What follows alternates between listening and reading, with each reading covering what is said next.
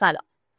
توی ویدیوی قبلی راجع به بعضی از روش‌های کهن پیشبینی آینده صحبت کردی که توشون یه چیزی تو بعضیاشون مشترک بود. این که اونا سعی می‌کردن از طریق بعضی از شکل‌ها و تصاویر بفهمن که آینده چی میشه. مثلا شکلایی که توی ابرا می‌دیدن یا شکل خاصی که توی اندام‌های داخلی مثلا حیوان قربانی پیدا می‌کردن، سعی می‌کردن ببینن که میشه باش آینده رو فهمید. این روزام از این ادعاها هست دیگه، مثلا فلان شکل ته فنجون قهوه طرف شکل گرفته، حالا پس ما نتیجه میگیریم که فلان اتفاق قراره تو زندگیش بیفته. پس شکل‌های پدیدار میشن و بعضی‌ها مدعیان که میشه از طریقش آینده رو فهمید. حالا می‌خوایم بریم ببینیم کی راست میگه کی نمیگه، اصلا داستان این شکل‌ها چی. قبل از اینکه بریم سراغش که می‌خوایم راجع به یه پدیده روانشناختی صحبت کنیم، راجع به این موضوع بیشتر توضیح میده. اگه دوست دارین که با ما همراه باشین توی این مجموعه ویدیوها راجع به شناخت و آشنایی روش‌های راجع به پیشگویی آینده، پیشبینی آینده، عضو کانالمون بشین و حتما برامون بگید از تجربه‌های خودتون، مطالعات خودتون که شما به چی رسیدین یا چی تجربه کردین که آینده رو کم تا زیاد بهتون نشون داده. حالا بریم سراغ این به اصطلاح پدیده روانشناختی. دانشمندا توی مطالعاتشون با یه چیز جالبی مواجه میشن. راجع به مغز اینو پیدا میکنن، یعنی کشف میکنن که مغز ما طی تکامل یک توانمندی خاصی پیدا کرده. چه توانمندی پیدا کرده؟ طی هزاران سال تکامل وقتی بشر با وضعیت‌های خطر مواجه شده، یاد گرفته یه کاری انجام بده. چه کاری؟ الگوهای آشنا رو پیدا بکنه توی چیزهایی که ظاهرا هیچ ربطی به موضوع ندارن، ولی وقتی میبینه که یه شکل خاصی یه جایی شکل گرفته، یه بخشی از مغز ما فعال میشه و سعی میکنه این شکل رو به یه چیزی ربط بده، شباهت این رو به یه چیز دیگه پیدا بکنه. به این پدیده توی مغز میگن پاریدولیا. حالا میخوایم بریم با این پدیده آشنا بشیم، ببینیم مثلا چیز خوبیه، چیز بدیه، به چه کار ما میاد، کجاش به درد اصلا پیش بینی آینده میخوره و کجاش به ما کمک میکنه که از بعضی از توهمات موضوع ما دور بشیم و فاصله بگیریم. آیا همه این تصاویری که ممکنه چیزی در اونها برای ما آشنا باشه یا تصویری رو به ما نشون بدن فقط یک بازی ذهنیه، یک توهم، یک تخیله، یا اینکه نه بعضیاشون جدیه و باید بهشون توجه کنیم؟ پاریدولیا اسم یه پدیده روانشناختیه که توی اون مغز ما الگوهای آشنا مثل صورت‌ها، حیوونا یا اشیا رو توی چیزای تصادفی و مبهم پیدا میکنه. مثلا به ابرا نگاه میکنی، یه خرگوش میبینی، یا تو صدای باد انگار یکی داره اسمتو صدا میزنه. دانشمندا به این نتیجه رسیدن که این فقط تخیل یا توهم نیست، یک ویژگی ذاتی در مغزه. دانشمندا میگن این به تکامل مغز ما برمیگرده، چون در دوران قدیم تشخیص سریع یه صورت، چه دوست باشه چه دشمن، میتونسته تفاوت بین مرگ و زندگی رو تعیین کنه. برای همین مغز ما یه بخش خاصی داره به اسم ناحیه چهره‌نگار فیوزیفورم که عاشق پیدا کردن صورت توی هر چیزیه، حتی اگر اون چیز واقعا اونجا نباشه. مغز ما مثل یه کاراگاهه که نمیتونه بیخیال بشه. وقتی اطلاعات ناقص میبینه، مثلا یه لکه مبهم یا یه صدای گنگ، شروع میکنه به پر کردن جاهای خالی. این کارو با چیزایی که از قبل میشناسه انجام میده، مثل چهره‌ها یا صداهای آشنا. اما گاه این کاراگاه، یعنی مغز ما، خیلی زیاده روی میکنه و چیزایی رو میسازه که واقعا نیستن. مثلا سال 1976 ناسا یه عکس از مریخ گرفت که شبیه یه صورت غول‌پیکر بود، ولی بعدا معلوم شد که فقط سایه و نور بوده. یا مثلا یک نان توست رو که سال 2004 توی آمریکا فروختن، اونم با یه قیمت وحشتناک، یعنی $28,000، به این دلیل بود که روش یه صورت شبیه عیسی دیده بودن. توی زندگی روزمره هم پاریدولیا همه جا هست. از دیدن صورت توی پریز برق گرفته تا شکل حیوانات توی ابرها یا شکل آدما تو تصویر خونه ها. حتی توی صداها. مثلا شایعه‌ای که میگفت آهنگای بیتلز رو اگر برعکس پخش کنی داره میگه که پل مرده.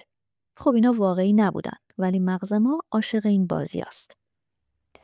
ولی همین توانمندی مغز در بعضی از شاخه‌های علمی استفاده میشه. مثلا تو تست رورشاخ که یه تست روانشناسی بوده. برای اینکه بفهمن ذهن ما چطور کار میکنه از این تست استفاده میکردن. تست رورشاخ با 10 تا لکه جوهر مبهم کار میکنه، حالا یا سیاه و سفید یا رنگی.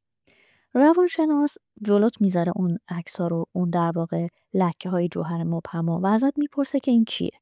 هر کسی ممکنه یه چیزی ببینه. یکی میگه یه پروانه است، یکی میگه 2 نفر آدمه یا چیزهای دیگه. اونا جوابا رو یادداشت میکنن و تحلیل میکنن تا بفهمن که ما چطور فکر میکنیم یا چه احساسی داریم. مثلا اگر فرد همش مرگ ببینه شاید نشون دهنده افسردگی باشه. یا یه بیماری تو همه لکه‌ها چشم‌های خیره می‌دیده و معلوم شده که اون پارانویا داشته. قبلا حتی برای تشخیص اسکیزوفرنی ازش استفاده می‌کردن. پس در واقع کاری که مغزمون میکنه خیلی هم بی‌معنا نیست و نمیشه گفت که همیشه این یه خطای ذهنی یا سوگیری شناختیه. بریم سراغ چند تا مورد که به نظر نمیرسه بازی ذهنی بوده باشن. مثلا توی بازارهای مالی اونایی که آشنا هستن با به موضوع نمودارها، اندیکاتورها و الگوها میدونن که توی نمودارها شکل‌هایی به وجود میاد از خود همون نمودار. نه شکل‌های ماورای عجیب غریب نمیگم یه الگوهایی شکل میگیره، اسمم براش میذارن. مثلا میگه الگوی مثلا فنجان، الگوی مثلا صلیب معکوس، الگوی فلان. حالا من خیلی وارد نیستم، فقط شنیدم. میگیم اون واسه شکلی که نمودار به خودش میگیره طی زمان میتونیم تشخیص بدیم که بازار احتمالاً صعود خواهد کرد یا سقوط خواهد کرد یا نه به همین وضعیت ادامه خواهد داد.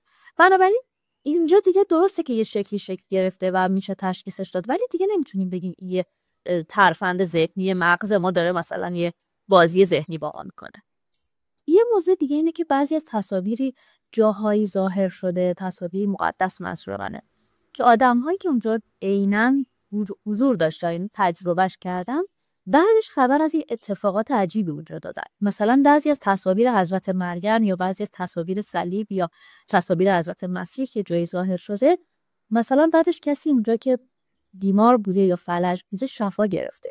یه اتفاقی بعد از اون تصویر افتاده، یه چیز دیگه‌ای ظاهر شده که به نظر میاد پس فقط یه تصویر ذهن ساخته نبوده. در واقع به اصطلاح عامل یک اتفاقی شده، بعدش یک اتفاق معجزه‌آسا که به طور عادی نمیتونسته رخ بده.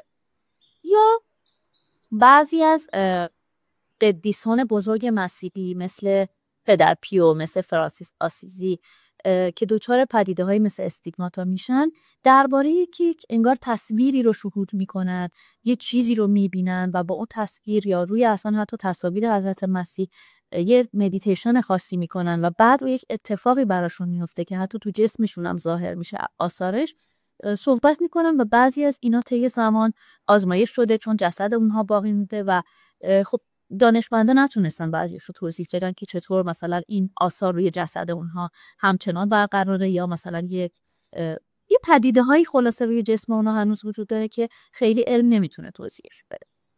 حالا چه نتیجه‌ای میخوام بگیرم؟ میخوام بگم که درسته که یه بخشی از مغز ما هست که یه سری تصاویر رو خودش انگار میسازه.